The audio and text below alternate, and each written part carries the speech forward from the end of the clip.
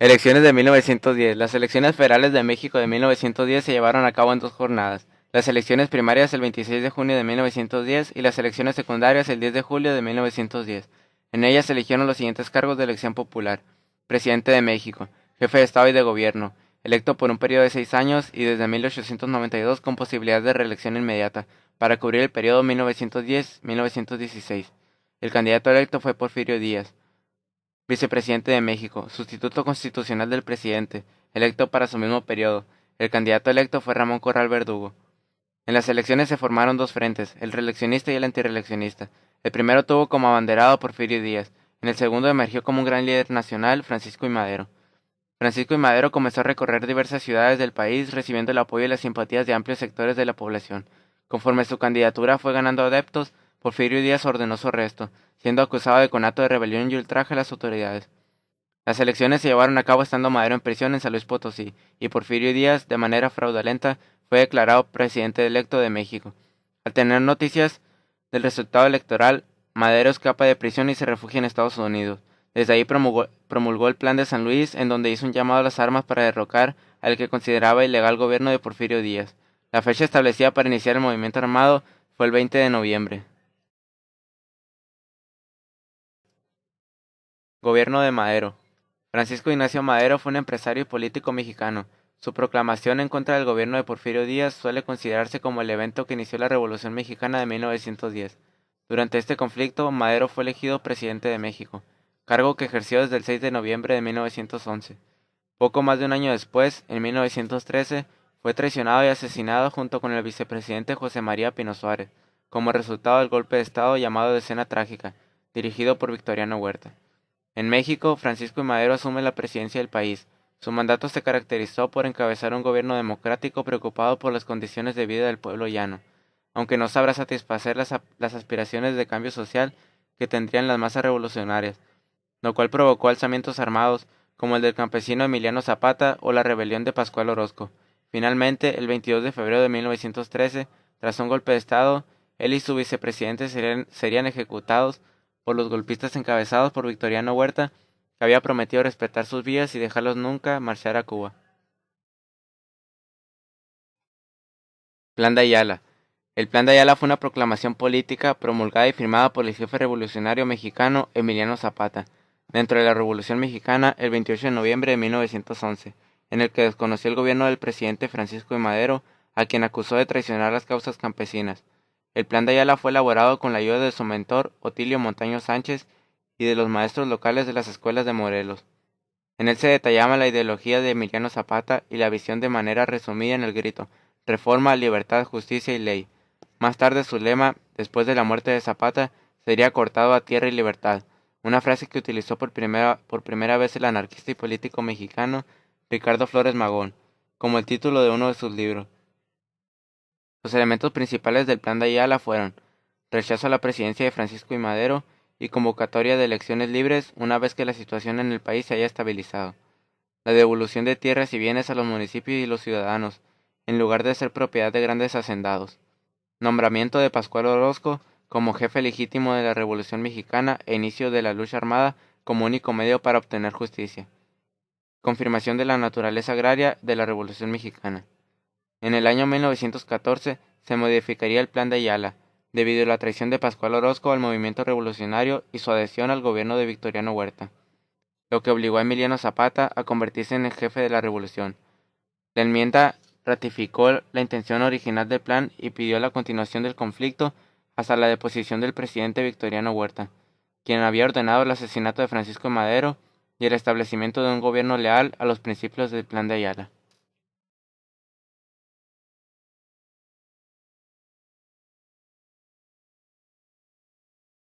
Se conoce como Escena Trágica al golpe militar que tuvo lugar del 9 al 18 de febrero de 1913, con el motivo de derrocar a Francisco I. Madero de la presidencia. La sublevación se inició en la Ciudad de México, donde un grupo de disidentes comandado por el general Manuel Mondragón se levantó en armas y puso en libertad a los generales Bernardo Reyes y Félix Díaz. Posteriormente asaltaron algunas dependencias de gobierno y decretaron estado de sitio. Al caer herido el general Lauro Villar, defendiendo el Palacio Nacional, Madero nombró en su lugar a Victoriano Huerta. Al paso de los días, se solicitó la renuncia de Madero y Pino Suárez, la cual fue rechazada. El 17 de febrero, Gustavo Madero descubrió que Huerta estaba en arreglos con los opositores, y lo llevó ante el presidente, quien no creyó en sus palabras y lo liberó. Poco después, Huerta firmó un acuerdo, el Pacto de la Embajada, en la sede de la Embajada de Estados Unidos en México, con el apoyo del embajador Henry Lane Wilson, con Félix Díaz en su calidad de jefe del Ejército Federal, consumando su traición, destituyendo al presidente y al vicepresidente. Ese mismo día, Madero y Pino Suárez fueron apresados y obligados a renunciar. Al día siguiente, el 20 de febrero, Victoriano Huerta fue designado presidente mediante una serie de maniobras ilegítimas, por lo que fue conocido como el usurpador.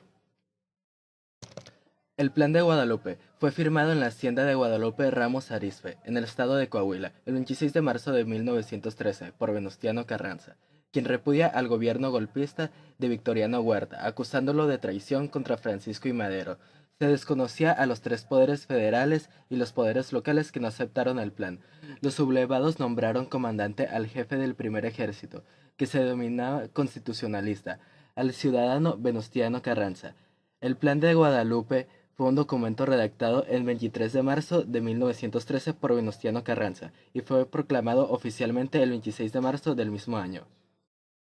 El texto establecía que al entrar en la capital del país, Carranza o quien hubiese sustituido en el mando por razones necesarias, se encargaría del poder ejecutivo el tiempo perentorio para convocar a las elecciones.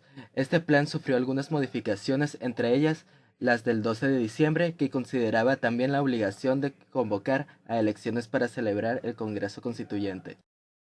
Huerta participó en una conspiración contra el régimen maderista cuando precisamente Francisco I. Madero obtuvo el poder del país como presidente. Huerta dejó el Ejército Nacional, pero su renuncia no fue aceptada, y continuó al mando del ejército debido a que su amigo Reyes había muerto. Combatió a los seguidores de Emiliano Zapata, porque defendían los principios del Plan de Ayala.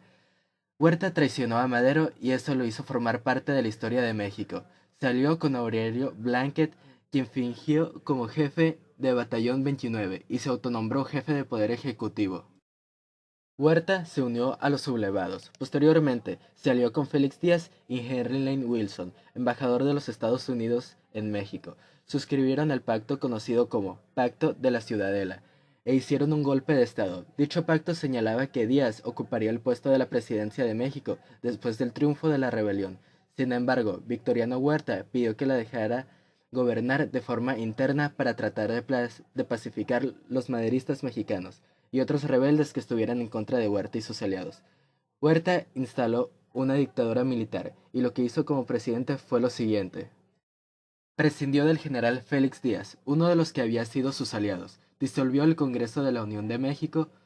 Fueron asesinados varios diputados como Rendón, Domínguez y Gorrón, así como empleados públicos. Atacó los intereses norteamericanos al preferir a los británicos en las cuestiones del petróleo.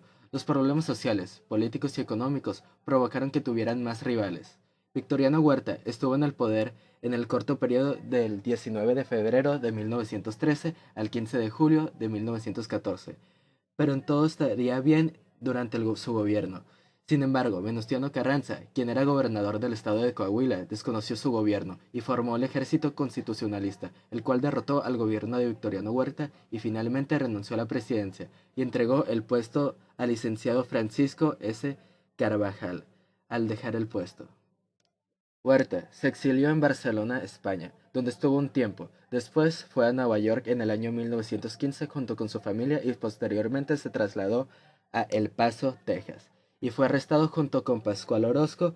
Los hicieron prisioneros en la cárcel militar llamada Fort Bliss, donde se enfermó de cirrosis hepática y debido a eso murió el 13 de enero de 1916.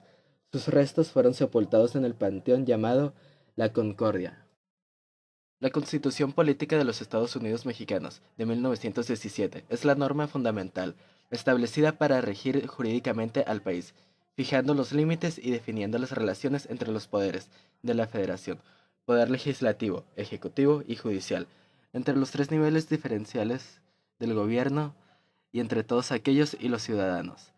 Asimismo, establece las bases para el gobierno y para la organización de las instituciones en el que poder se asienta. Y finalmente establece en tanto un pacto social supremo de la sociedad mexicana, los derechos y los deberes del pueblo. Después de la promulgación de la Constitución, el 5 de febrero de 1917, el presidente Venustiano Carranza convocó tanto las elecciones para presidente de la República como para el Congreso de la Unión para el 11 de marzo siguiente. El Partido Liberal Constitucionalista postuló a Carranza como candidato presidencial, quien salió triunfante y tomaría posesión el 1 de mayo de 1917, cargo que sostendría hasta su asesinato el 21 de mayo de 1920. Este último periodo revolucionario afectó a todos los niveles: económico, social, político, religioso y educativo. A mediados de 1917, el país sufría las consecuencias de la prolongación de la guerra civil, destrucción de campos, ciudades, vías férreas y material rodante, interrupción del comercio y de las comunicaciones, fuga de capitales, falta de sistema bancario, epidemias y escasez de alimentos. El movimiento obrero respecto a la Asociación de los Trabajadores fue hasta el 13 de octubre de 1916 cuando se dio una unificación nacional para la convocación en Tampico de los trabajadores de 32 organizaciones y con un congreso efectuado en Saltillo del 1 al 12 de mayo de 1917.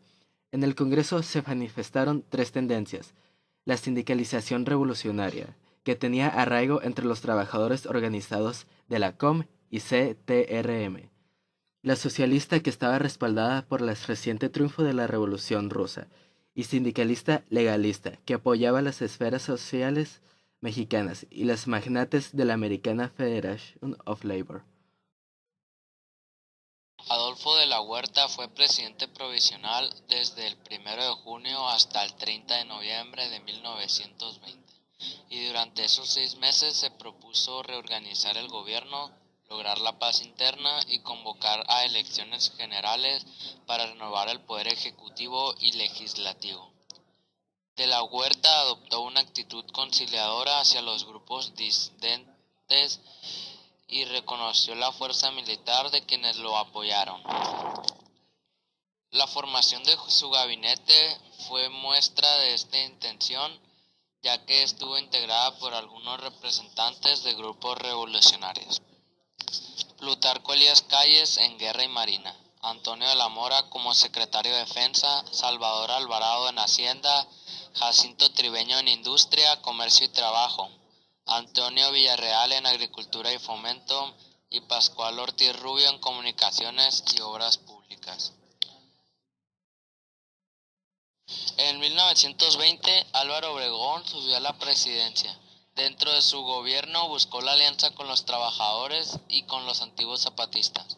Obregón luchó por tener el reconocimiento de su gobierno por parte de los Estados Unidos y creyó que el problema consistía en que México aceptara pagar sus obligaciones financieras y reconquistar de esta manera el crédito internacional, un marcado contraste con las posturas de Carranza y de la Huerta. Sin embargo, lo limitaban la herencia nacionalista de Carranza y la negativa del gobierno provisional a recibir el reconocimiento a cambio de un tratado de amistad y comercio que garantizara los derechos adquiridos por extranjeros sobre la tierra y el petróleo. Su estrategia a seguir, por consejo de su secretario de Hacienda, Adolfo de la Huerta, era llegar a acuerdos con las compañías petroleras y los banqueros y aún con el gobierno de los Estados Unidos, antes de firmar un tratado políticamente riesgoso que echaría por tierra los contenidos nacionalistas de la Constitución de Querétaro de 1917.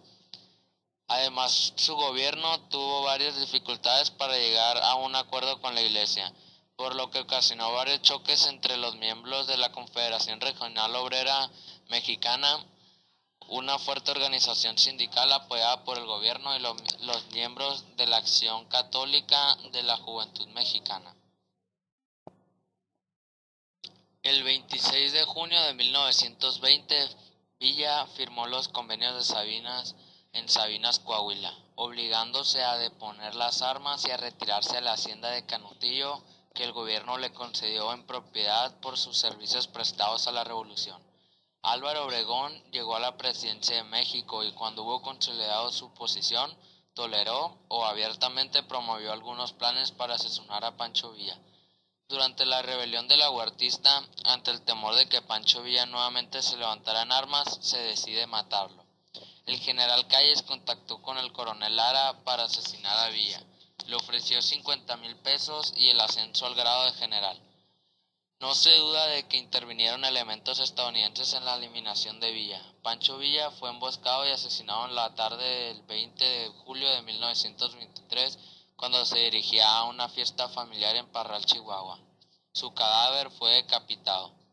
En esta profanación intervinieron ayudantes locales y el estadounidense Handel, pagado por el rey de la prensa estadounidense, William Randolph Hearst, quien desembolsó $5,000 por la cabeza de Villa trocada en el destén